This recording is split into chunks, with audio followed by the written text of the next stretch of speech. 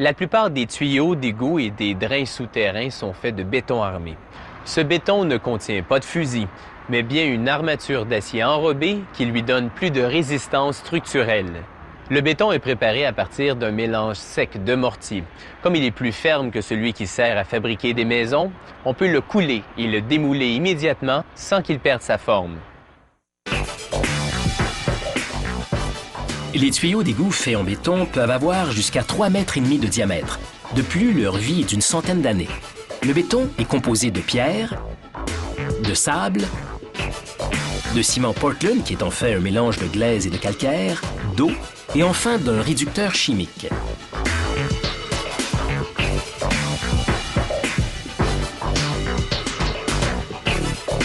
Le sable et la pierre sont stockés à l'extérieur. Quant au ciment, il arrive par camion-citerne pour être ensuite soufflé dans un silo. Le mélangeur en sera par la suite alimenté. À l'étape du mixage, le ciment et l'eau forment une pâte qui enrobe le sable et la pierre. L'agent réducteur permet de n'utiliser que le minimum d'eau nécessaire.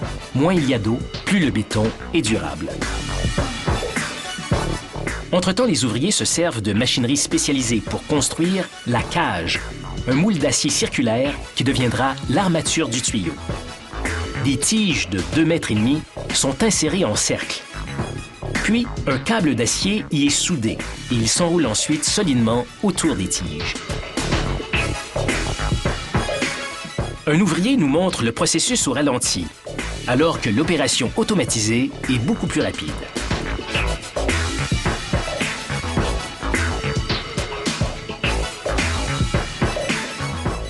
Comme on le voit, le câble est soudé aux tiges et forme une spirale continue.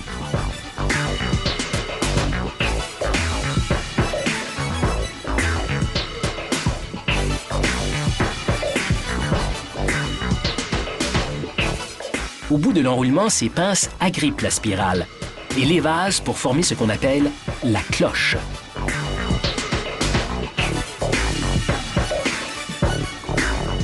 L'armature est ensuite déposée sur cette forme rigide qui tient la cage en place. Le moule final est ensuite placé autour de l'ensemble. Un chariot élévateur transporte le moule sous le dévidoir.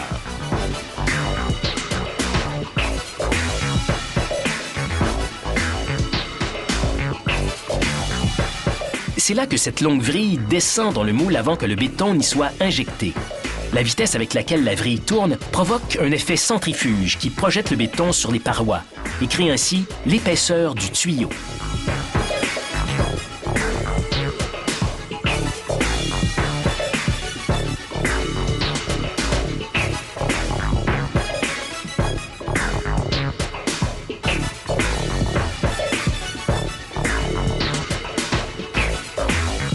Quand vient le temps de fabriquer de plus gros tuyaux, on s'y prend différemment. Les tiges sont soudées manuellement de part et d'autre de l'armature. Elle est ensuite placée sur une base rigide avant que le moule extérieur ne vienne l'envelopper.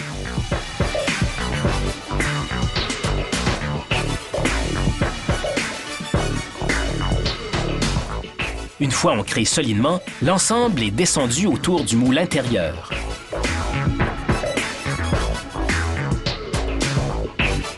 Ensuite, ce dévidoir mobile verse le béton dans l'espace créé entre les deux moules.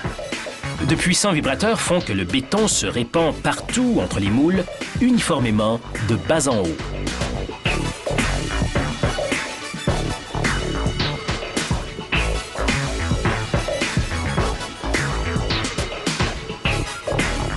Quelle que soit la technique employée, il reste que le béton moulé est fragile. On doit donc amener les coulages dans un entrepôt pour laisser le temps au béton de durcir.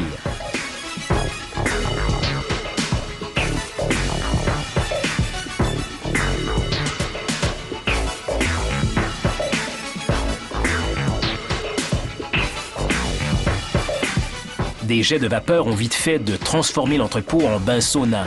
Il y fait 60 degrés Celsius avec une humidité relative de 100%. Il faudra 12 heures pour durcir le béton. Ces tuyaux doivent supporter un poids important une fois enfouis. C'est pourquoi l'entreprise vérifie constamment la résistance maximale des tuyaux. Les tuyaux de béton sont assemblés au moyen de joints de caoutchouc imperméables.